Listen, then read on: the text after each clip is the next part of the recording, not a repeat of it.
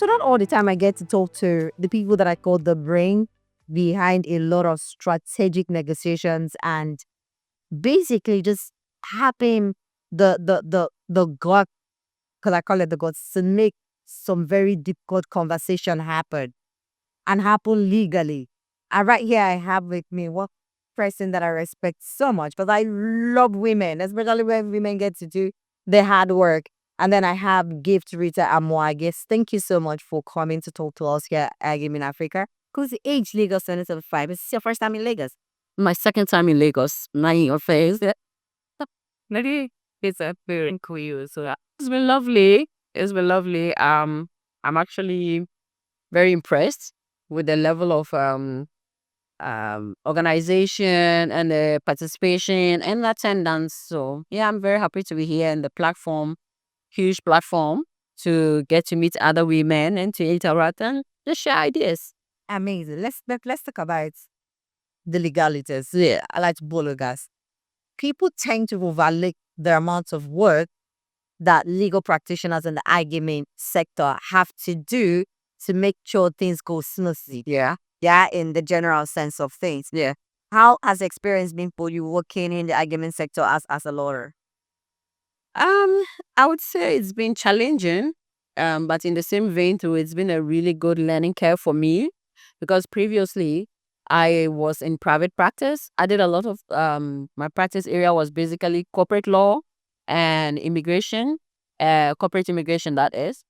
So getting into the gaming industry was like a new learning curve for me.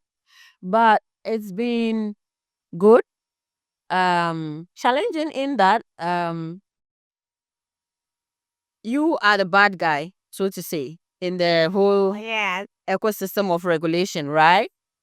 Because you get to tell people no. You are the one who has to say no, that cannot be done, or no, this is not allowable, or that is, or that is not. And most times people can understand why. Oh, just send it. Look the other way. Let us. It's just a minor requirement. Why are you making a big fuss about it? But that's the whole point, right? If you allowed everybody to get away with a minor requirements, at the end of the day, it's going to be a lot of people with minor requirements. And then what happens? There's no exactly, there's no structure, there's no standardization, and there's no level playing ground. And then it becomes a jungle of, who can get away with what the smallest detail is. So yeah, it's challenging in that sense, but also good and fulfilling in that you are also in a position to make a change, real change, and to affect the way the industry plays out or how the industry actually operates within your jurisdiction. Okay, I mean you're very strong voice when it comes to women in the gaming sector. As you're an ambassador for women here in Ivano. How will you say it has I want to ask about the journey. I'll ask about where we have gotten to. Do you think there has been a lot of improvements when it comes to inclusivity? I think there has been growth. There still remains a lot more to be done, Okay. obviously. Yeah. But what I saw when I joined the industry, there weren't a lot of women. Yeah. Honestly, there were not. There were not a lot of women in it. But gradually, we have women in gaming now as a platform. Yes. And this is my 9th year in the industry. So if it's taken that long, and I've just been here for 9 years. So imagine those who've been in here for 20, 30 years, right? So I think there's a lot of room for improvement.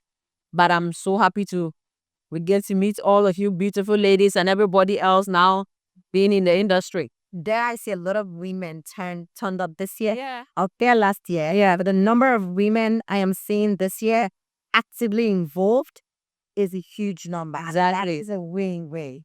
And that is just from last year. And that is just So hopefully we can continue to grow.